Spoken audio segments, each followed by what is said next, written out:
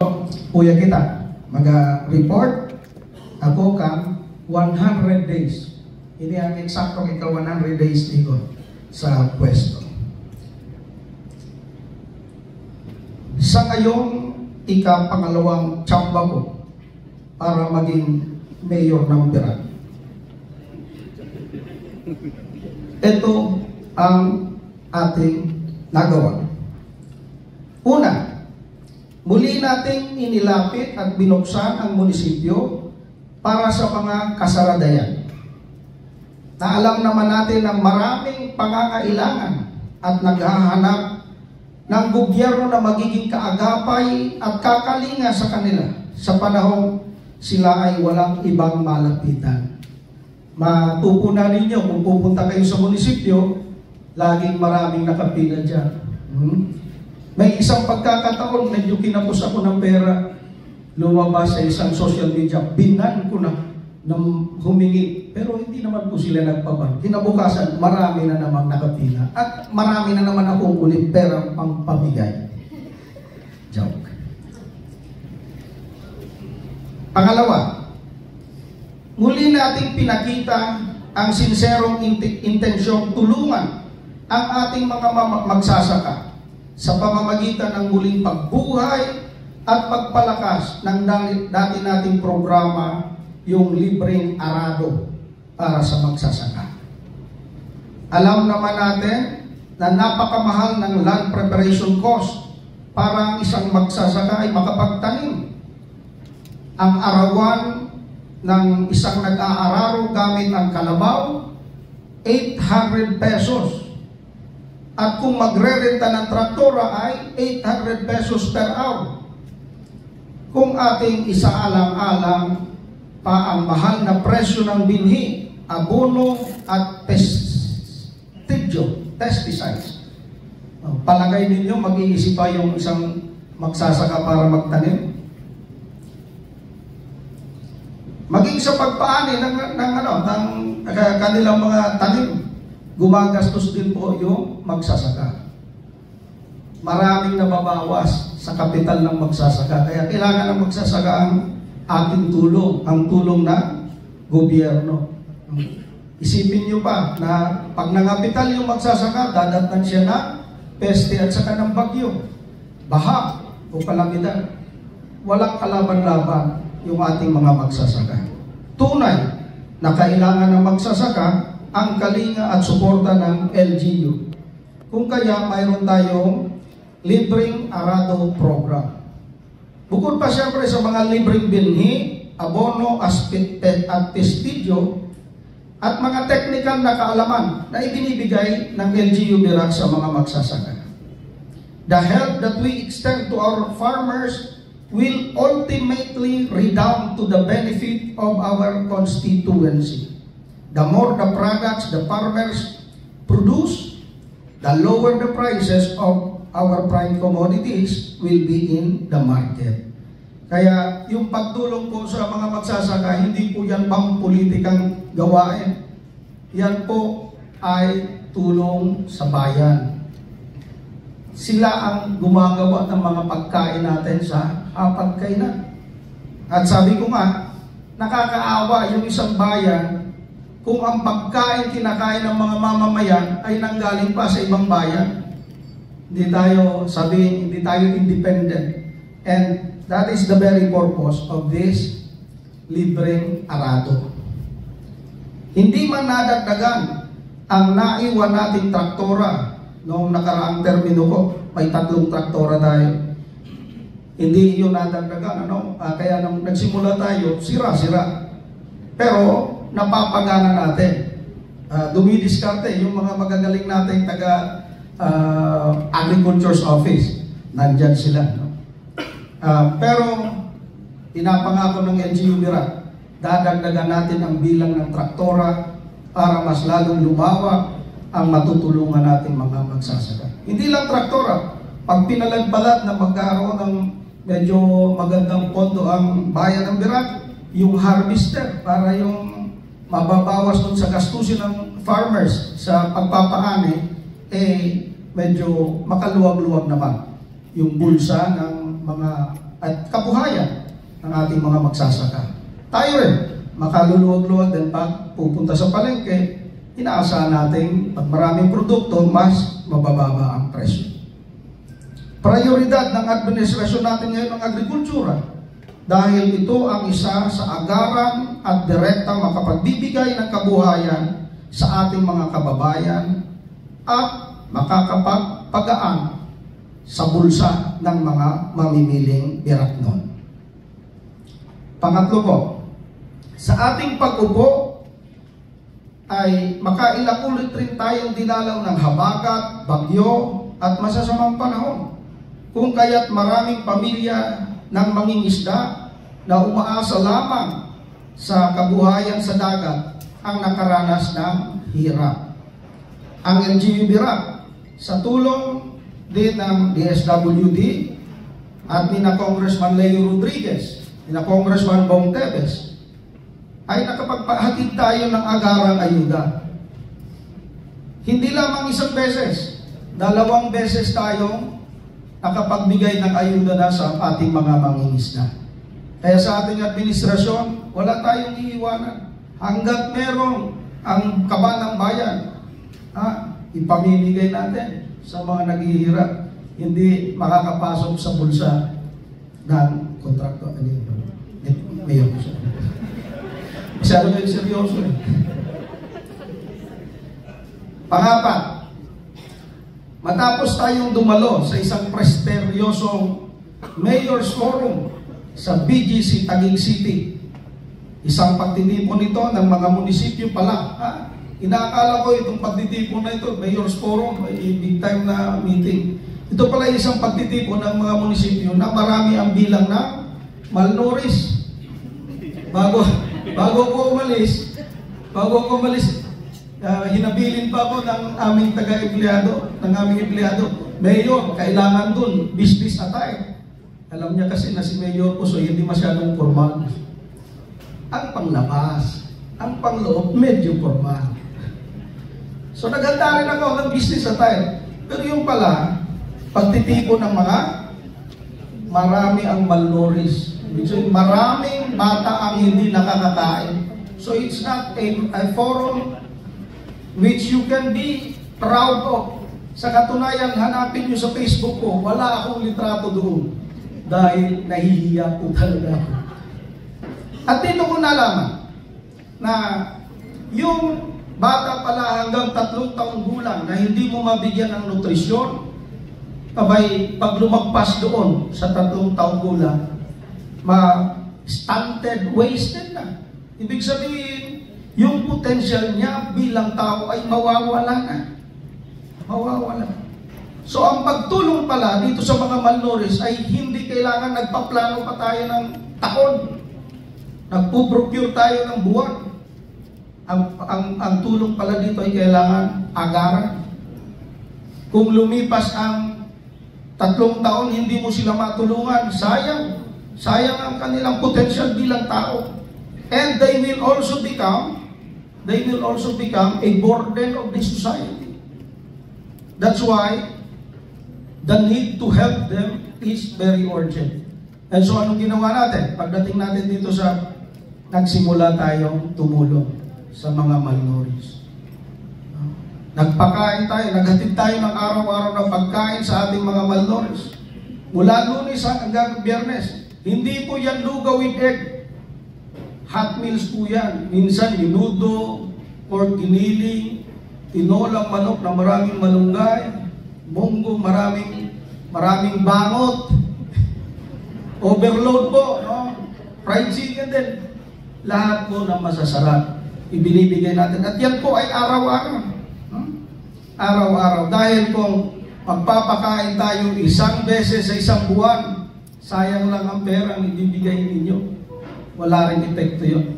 So, mahigit 3 buwan na tayong ginagawa natin. At ngayon, meron tayong 245 na mga malnourished na tinutulungan. Kaya lang sa 7 barangay pa lang po. 7 barangay. No? Sila naman yung mga barangay na medyo marami-rami yung malnourished. Yung iba natin mga punong barangay, sabi nga namin, dahil sa Nauri, kaysa nauya. Huwag magsana all. Kasi ang ginagamit pa ho natin ditong, ang ginagamit pa natin ditong pondo, syempre nagmumula kay panguna kay ay Mayor po sa'yo. Mayaman ang Mayor. Para kayo maniwala eh. Pangalawa, mga pribadong individual na nahikayat nating tumulong. Pangatlo, syempre, sa NGU Birac, dahil sa special program natin na ito, meron tayong mga jobbers din na tumutulong para magluto at maghatid. So, tripartite na partnership po yan. Kaya, huwag muna kayong magsana all yung ibang mga punong barangay natin. Yung mga medyo maliit-liit naman ang numero ng Malnourished, ang sabi ko, ampunin nyo na po. Ampunin nyo po, lilima lang naman, sasampu, kaya nyo pakainin yan. Kaya nyo pakainin yan. Kung merong non-governmental organization na lalapit sa inyo at hihingi ay magsasabi, magpapafeeding, give them direction. Bigyan nyo ng direction. Alam nyo naman at kaya naman natin, ibig sabihin, magpapakain ka ng 200 na bata, pasasayahin mo, lugawin eh. Isang beses sa isang taon, kausapin mo yung NGO, mamili ka na lang dyan kahit isa man lang na malnourished, pakainin mo ng 2 buwan, kahit isa lang. May resulta pa yan. Maganda rin ang resulta nung nagpapakain ng marami, makakapag-picture ka sa Facebook. Sisikat ka din. Pero hindi ganoon ang pagtulong natin ngayon. The help that we give must bear better results. So yun ang hinihiling natin sa ating mga kapwa public servant, lalong-lalo na sa barangay. Pero siyempre, dahil ito ay tripartite partnership, ayaw din ng ibang mga nahikayat nating tumulong. Alam niyo sa pagtulong kasi ang strategy ng gobyerno ng Birac, tayo muna ang nagbubuwis. Kinakailangan maipakita mo doon sa mga may magagaang loob din, mga Kristiyanong puso din, na sincero ka sa pagtulong. Hindi yung nakakasanayan natin na pagtutulong tayo, manghihingi tayo. Bigyan mo nga kami, may feeding kami. Hindi gano'n. Nung nakita nila na hindi na ako makabili ng brief dahil nauubos na doon, naawa sa akin. O itong mga tao ito, ayaw nga magpabanggit ng mga ito, pero sa ayaw nila sa gusto, babanggitin ko na. Unang-una yung Emerald Hardware. Medyo regular din po yan. Alam pa kami. Si Ma'am Caroline ko. Parang siya rin yung may-ari doon, ano? May mag-asawang Christina at Jackie Eraso. Yan, buwan-buwan din, nagbibigay. Ate, meron din, nagtatago sa pangalan, Malayo. Ayaw talagang magpabanggit. Si PBM, Jan Alberto, paragi din tayo magbinibigyan ng bigas niya. No? Si Ma'am Cathy Xiao, nagbigay ito ng mga vitamins. Si Mac Chavez, si former Governor, Manay Celio, tumutulong din po. Si Nono Tabuso, may isa nga, si Ruben Palapuno Abunto, nagbigay ng isang sakong bigas, muntik pa kumayak eh. So, huwag ka na magbigay, yan ba? Hindi, isama mo na yun dyan, nag-ate ako eh. Wala ka namang hindi mo tanggapin, gusto namang maging Krisyano ng tao. Diba? Si Felipe Obalde, ito lagi nagdadala sa amin ng malunggay. Kaya kung may magreklamo sa mga barangay dyan na nawala ng malunggay sa bakuran, isang suspect natin, si Felipe. Si Mark Lester Machenzo, binibigay nito yung mga firewoods. Kung yung DNR dyan, huwag yung babantayan. Talagang mga na po ito, mga sira-sira ng kahoy dun sa bakura nila. So lahat po nagtutulungan, napakasaya na makita ang isang komunidad. Kaya sabi ko, yung usaping malnutrisyon, hindi lang yan usaping pang-gobyerno. Kasi kung gobyerno talagang aasa natin, I tell you, patay na yung mga malnourished, baka hindi pa tayo nakatulong. Kami, nasa planning pa lang kami, nasa budgeting pa lang kami. Kaya talagang ito ay usaping pang-Kristiyano na. No? Pang-Kristiyano na. Tinuruan tayo. Nagsisimba naman tayo lahat. Isa lang naman ang turo. Mahalin ang kapwa. Gaya ng pagmamahal sa iyong sarili. Kaso pag hinabaan mo yung sermon doon, makakalimutan yung unang sinabi. Medyo, kaya hindi ko nahabaan yung sermon ko. Baka makalimutan nyo rin yung turo na mahalin ang kapwa, gaya ng pagmamahal sa sarili. Kaya sinasabi ko naman, doon sa mga barangay na kukunti lang ang bilang ng malnourished, tingnan nyo yung mga pamilya dyan sa inyong barangay. Kahit naghihirap yung barangay ninyo, marami dyan ang pamilya na sumusubra yung pagkain sa pagkainan. Madalas yung pagkain ay napupunta sa sagmawan, pagkain baboy. And if you will really just have to take an extra step, ipalam nyo sa kanila, itong sobra ninyo, baka gawin yung malinis na sobra pa at medyo mainit-init, ihatid nyo dun sa center. May kakain at kakain yan. Wala tayong malnourished. Amen? Panglima po, sa loob din ng 100 days, mula nung tayo ay manungkulan, nakapagawa na rin tayo ng 15 private toilets. Pasensya na naman, walang rito walang samaan ng loob. Sa dugi po tayo nagsimula. Itong private toilets na to, dati nung nanungkulan din ako, nakapagpagawa rin ako noon, mga siguro 6. Ang problema, pag nagpagawa ka dun sa barangay na yon, aawayin ka pa nila. Nakita ko hindi. Nag-aaway sila. Kaya nung nangampanya ako dun sa Dugito, yun ang una kong sinabi. Kayo pag tinutulungan, inaaway nyo ba ako? Paano ko kayo matutulungan lahat? Hindi naman ako ganun kayaman. Kung diskaya ba ako, puro di-plus ang siya. Kung diskaya ako, isang isang Rolls Royce lang isang Rolls Royce. Tapos lahat yan, 40 million kaso hindi ako diskaya Palagay ko hindi naman ako magiging diskaya. Relax na yun, hindi ako magiging diskaya. So, doon 15 po yan. Galing muna sa sariling pulsa. Pribadong inisyatibo po. Pero may tulong din po dyan ang LGU. Special program po natin yan. Meron tayong ilan lang na nagpuporman doon at naka-JO. Tapos nung nakita naman ang Gawad Kalinga, abay si Mayor, ba't nagbibigay? Tumulong yung Gawad Kalinga, may sobra sila doon na Hardiplex, yun ang pinagniling natin. Tapos yung ADRA, ano itong ADRA? Yung Adventist Development and Relief Agency. Nagbigay din sila ng hollow blocks, nagbigay din sila ng semento. Pero mas marami pa rin siyempre ang inaambag ng mayaman yung mayor. Huwag niyo mamalitin yung mayor. Dito sa Santo Cristo, meron po tayo dyan 4. Itong private toilet sa Santo Cristo, ginawa natin ito, inihirit natin ito kasi si Kong Leo may pondo sa TESDA para sa mga masonry. Inausap natin yung nag-i-implement, ano kaya kung imbis na mga pinasasampol nyo dyan na gumawa ng masonry, gawin nyo na doon sa private toilets. Sa Santo Cristo muna natin napili, 4 lang ang nagawa doon. Tayo naman ang nagbigay ng bowl. At siyempre si Gobpat nagbigay din ng food box. Hindi na ito tripartite, baka 5 partnership na, 5 nagpartneran dito. Lalo-lalo pag sa picturean, baka umaling pa. Maraming partners pag nasa Facebook na So yan po ang sa Paralitas. And we intend to continue that. Ako, hanggat may piso pa ang bulsa ko, itutuloy ko itong mga ginagawa ko sa loob ng 3 taon. Ika-6, nabuksan na rin natin at napakinabangan na ng taong bayan ang Provincial Integrated Terminal sa San Isidro Village, Birac, Catanduanes. Ito ay matapos ang 3 taon na pagkatiwangwang.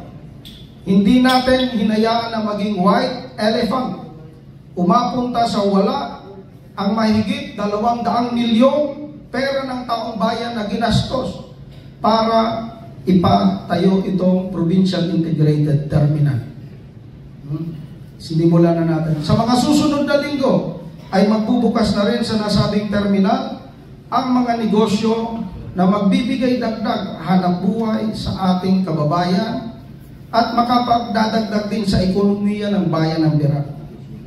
Banggitin ko na rin na naging maaliwalas na ang Imelda Boulevard natin at ang mga kalsada na natin ginagawang terminal ng mga public utility vehicles at hindi na rin nabibilad sa araw at nagtitiis na sumakit ang mga pantog ng mga pasahero dahil walang CR yung mga illegal na terminal nitong mga dating PUGs. Naipakita rin natin yung sincero natin at na determinasyon na ayusin yung bayan ng Birac. Maraming kumukontra sa umpisa. Pero kalaunan, nung nasanay na rin, medyo tinatanggap na rin nila. Kasi alam nyo naman, ang pagsasaayos sa bayan, ang paggagawa ng pagbabago, may nasasaktan. May nasasaktan. But ang paliwanag naman natin doon, lalong-lalo na sa mga pasahero, na sabi, nadoble yung pamasahe dahil pupunta sa terminal at mamamasahe ulit, sinasabi naman natin, pag sa ibang lugar nga, sinusunod ninyo. Pag dito sa atin, ayaw niyong sundin. And there is always a price for peace and order. May mga sakripisyo talaga ang tao para sa ikabubuti ng nakararami.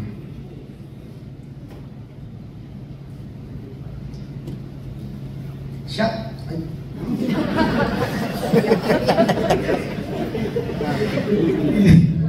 Advance na ba? Pang-pito, ang ating sports center sa Barangay Rawis na hindi na halos mapaglaruan ng ating mga basketballista. Ito mga basketballista natin na may pag-asa pa sa NBA. Naghihina na kahit hindi sila makapag-practice dahil sa mga sira-sira modern tiles. Ay muling napakinabangan nang walang ginagasto ang gobyerno. Salamat sa Rapide Catanduanes, kay Sir Junji Tabuso at Katsu Alumni Basketball Association. Sila ay nagtiwala sa LGU Birac at buong pagmamalasakit na tumulong para sa sports development at recreation ng ating mga kababayan. Kung aantayin pa natin yung gobyerno, baka next year, December, baka natin mapaayos siya. Yun ay kung may pondo ang gobyerno. Pangwalo, ang atin ding na-establisa ang women-friendly space na matatagpuan sa ating community hub sa San Isidro Village, Birac, Catanduanes. Ito ay naisakatuparan dahil sa malasakit at tulong ng Adventist Development Relief Agency o ADRA sa pakikipagtulungan siyempre ng ating Municipal Health Office at saka ng ating MSWDO.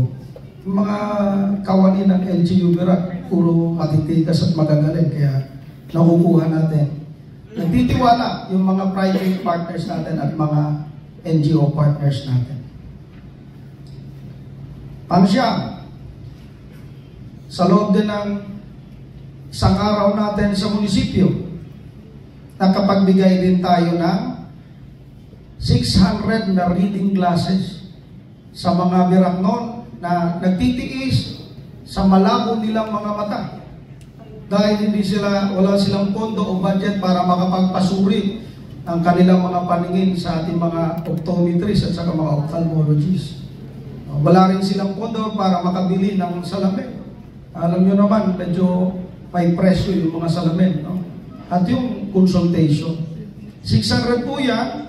At meron pang mag-i-sponsor pa sila na yung mataas-taas ang grado na kailangan ng refraction, tutulungan nila yung budget at ibibigyan din nila ng nararapat na salamin. Ito ay pakikipagtulungan naman ulit ng LGU Birac sa ating mga pribadong individual. Kaya babanggitin ko na rin, pasasalamatan ko yung tumulong sa atin, si Ma'am Rowena Junida. Sila po ay nagmalasakit at nagtiwala sa LGU Birac. Mapapansin natin na karamihan sa ating mga nagawa ay walang masyadong pondo ng gobyerno ang ginasto. Ito rin talaga ang ating nais na sa kabila ng nakakabismayang balita tungkol sa nakawan at korupsyon sa pamahalaan, gusto nating maibalik ang tiwala ng mamamayan sa LGU Birac. Kasi kung wala nang titiwalaan ang taong bayan, kung ang tingin nila sa lahat ng gobyerno ay puro magnanakaw, saan pa patutungo itong bayan natin? At alam naman, nitong mga pribadong sektor na kapartner natin sa pagtutulong sa mga kapuspalad nating kababayan, na ang ating pamahalaan ay hindi talaga magiging sapat. Sila ay yung mga may Kristiyanong puso at nakita nila na yung LGU Birac ay pwedeng maging daan, maging paraan para maisakatuparan nila ang kanilang mga Kristiyanong gawain. Kasi alam nyo tayo, kung minsan madali tayo maawa, hindi nawawala sa puso natin yung awa. Makakita ka ng hindi nakakakain, pulubi na awa ka. Pero yung pagbibigay doon sa pulubi, yung aksyon para sa awa mo, yun ang medyo mahirap gawin. Kung minsan nahihiya pa nga tayong gawin yung awa natin, tutulong ka na, nahihiya pa tayo. Pero yung puso natin naawa. That's why doon nag-fill in ang LGU Birac na napagkakatiwalaan nila. Yung awa nila sa puso na itatranslate nila into action because there is an LGU Birac that is reliable, that is credible, and surely makakarating sa tao yung tulong nila. Hindi lang makakarating sa tao, magkakaroon ng magandang resulta yung tulong nila. Pangsyam, sinimulan din nating isaayos ang pag-iimplementa ng ating scholarship, educational assistance sa ating mga deserving students. Gaya ng ipinag-uutos ng ordinansa sa ating mga scholar na dapat magkaroon sila ng tree planting, yun po ay isinigawa natin. Sa ganitong paraan ay may ipapamulat natin sa ating mga scholar ang kanilang kamalayan sa pagmamahal at pagpapahalaga sa ating inang kalikasan. At naililinaw din natin sa mga scholar na hindi sila nagkakautang na loob sa politiko na pumirma ng papel para sila ay maging scholar ng bayan. Bagkos ay sa mga tagapagbayad ng buwis, kung kaya sa bayan sila dapat magbalik at hindi kailanman sa politiko mandaramo. Wala naman dito, wala sa script. Pang-10, pang-11. Sinimulan na rin natin maipakita sa ating mga kababayan ang kahalaga ng kalinisan at kaayusan ng ating kapaligiran. Bumuo tayo ng task force kalinisan. Sila yung araw-araw nating makikita na naglilinis sa ating mga kalsada, sa mga sidewalk, sa boulevard, at mga pampublikong lugar. Hindi man sapat ang kanilang may papagilas, kasi kukunti lamang sila, pero inaasahan natin na ang pagpapakita ng kanilang dedikasyon sa kanilang ginagawa ay makakahawa sa ating mga kababayan para ang bawat isa ay tumulong sa pagpapanatili ng kalinisan at kaayusan at huwag nang maging pabigat o magdagdag pa ng kalat at ng basura sa kapaligiran.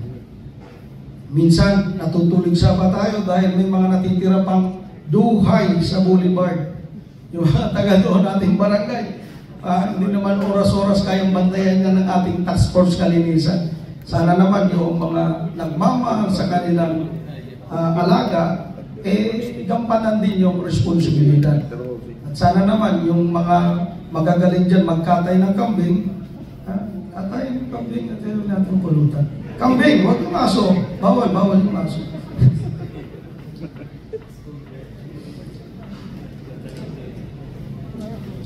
Nandyan din ang ating mga river warriors. Kulang man ang kanilang bilang, ay nakapagpakita sila ng sapat na resulta.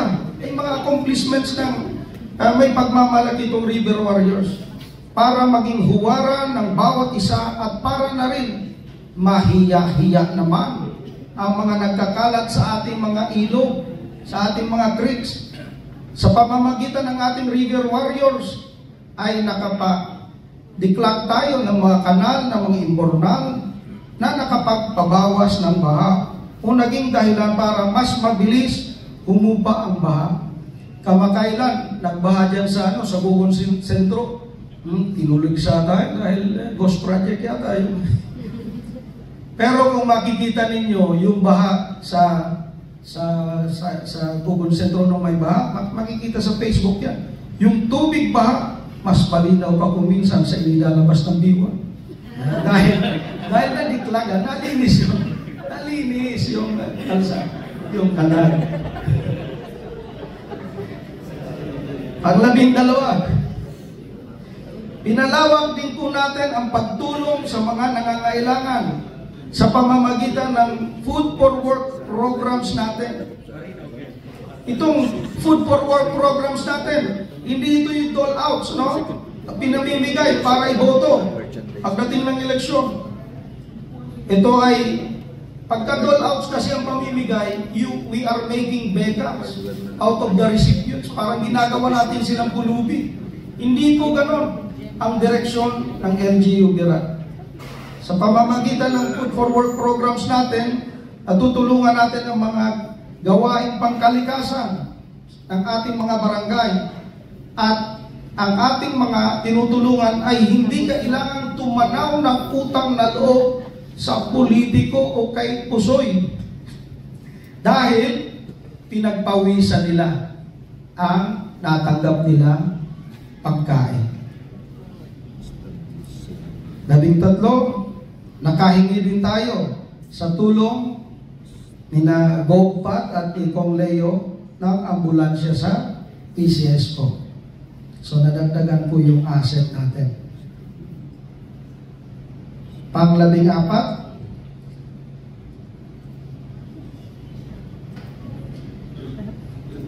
ipinakita din natin sa ating mga kababayan ang pagiging sensitibo at kahandaan ng LGU BIRAC na tugunan ang anumang suliranin na idinudulot ng BIRAC noon. Kamakailan, nagreklamo ang BIRAC noon tungkol sa Environment and Sanitary ESF ng BIWAT na nakapagtaas ng bayarin natin sa tubig. Agad naman tayong tumugon. Kinausap natin yung mahinamento ng BIWAT. Ang problema, buo ang loob ng BIWAT. Matatag sa kanilang desisyon. Wala rin tayong magagawa sa ganong pamamaraan dahil may independent pong batas na sumasakop sa BIWAT. Hindi usakop ng mayor yung BIWAT. Meron sanang impluensya ang mayor sa BIWAT kung yung mga directors ng BIWAT, tayo ang nag-appoint. Minsan nabubulong natin, hindi tayo makabulong. Wala sila. Baka sabihin, yabot ko man siya. Kung kaya, ano ang naisipan natin gawin? Nagikaya tayo ng investor. No? At noong August 20, 2025, naisalang na sa ating sangguniang bayan itong investor na hinikayat natin sa pangalang JNE Hydro and Bioenergy Corporation. Handa silang maglagak kahit kalahating bilyong piso na investment dito sa ating bayan para mabigyan ng serbisyong pantubig yung hindi naman kayang abutin ng BIWAT. Hindi naman sila talaga makikipagkompetensya kaagad-agad. Kasi banda mo na siyempre magkukompetensya. But you see, pag may kompetensya, ang panalo dyan, yung konsumidores. At ang kagandahan, pag may kompetensya, nagpapagalingan yung dalawang investor para sila ang sabi tangkilikin ng consumer. Kung wala ka kompetensya, ito ang nangyayari sa atin. Complacent yung board of directors. Mataas naman ang sinasahod ng mga yan. Kahit pag umiyak tayo, pag mayroon nang lumalabas sa gripo natin, okay lang yun. Sumasahod naman sila. Hindi gaya sa mga kapulisan natin, may demerit kung minsan. Sa serbisyo may demerit. Dito sa BIWAT, walang demerit. May bonus pa. Oh. Kaya kung hindi natin lalayo ng kompetensya, 50 taon na. Hindi lilinis. Hindi lilinis. Kaya bigyan natin ng kakompetensya. Sa ngayon, siyempre, yung bola nasa sangguniang bayan natin. Kung papayagan ng sangguniang bayan natin, sila po ang nakakaalam. At kung kailan nila papayagan, sila din ang nakakaalam. They are also mandated by our votes. Binoto natin yung sangguniang bayan. Meron ding mandato yan. Kaya kailangan respetuhin natin yung kanilang mandato at tungkulin. Mag-aantay lang po kami ng inyong hatol.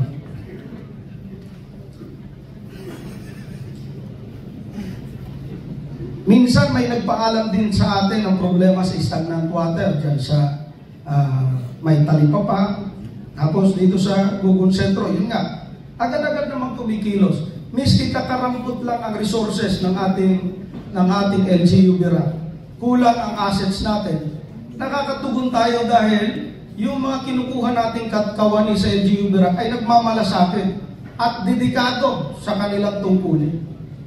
Dumidiskarte. Hindi yung, wala tayong pondo, antayin yung next year. Hindi ganyan ang mga kawani ng LGU Bira. Agad-agad kumikilos. Maging ang mga nagmamatigas na ayaw sa kaayusan at ayaw pumarehas sa paghahanap buhay ng mga public utility vehicles na ayaw gamitin ang integrated terminal, nirereklamo din nila ay nabigyan ng agad na leksyon sa tulong ng LTO, PNP at Task Force Coloro ng LGU Bira. Yung nirereklamo din nilang Cat Island, medyo parang nanginginig din kami na harapin. May epekto ba kayo? Hindi naman nagsulat din po tayo sa LTFRB para huwag nang bigyan ng provisional franchise, provisional authority. Napag-alaman natin na may authority talaga. Pero yung authority nila medyo lumalabag sa otoridad. Wala silang dapat terminal sa Bira. Yung 11 nilang sasakyan, walang terminal dapat sa Bira. So lumalabag. Ewan ko, asahan din natin na kung walang kaba, yung mga taga-LTFRB, mapapakinggan tayo. Pag may kaba, akyat ulit tayo. Ganun ang proseso hindi madali makakuha ng lakas ng loob. Hindi madali makakuha ng lakas ng loob. I tell you, dinaanan ko ang maraming takot. Napakahirap. Kaya relax lang relax. Huwag magmadali. Pero din minsan, humingi ng tulong yung barangay, mga papuntang Duguituo. Dahil talagang nakakaawa naman yung kanilang kalagayan doon. Sabi ko nga, makailang henerasyon na ang namaalam sa mundo. Mula pagkabata nila, namatay. Bata, namatay. Ilang henerasyon na. Hindi man lang yan nakatikim ng luwalhati sa biyahe. Hindi rin naman sila makakasiguro na pag namatay sila, luwalhati ang papupuntahan nila sa langit. Paano kung mapunta sila? Kawa-awa talaga yung mga taga-Dugi. Kaya, wala rin tayong, walang masyadong bidding na ginawa yung LGU Bira. Kagad natin yung pinapunta ng backhoe at sa kanang truck. Naiayos naman po. Diskarte lang at malasakit at sinsirong intensyong tumulong. Yan po ang ating kapital. Natapos na. Dito na tayo sa closing remarks. Alam nyo kung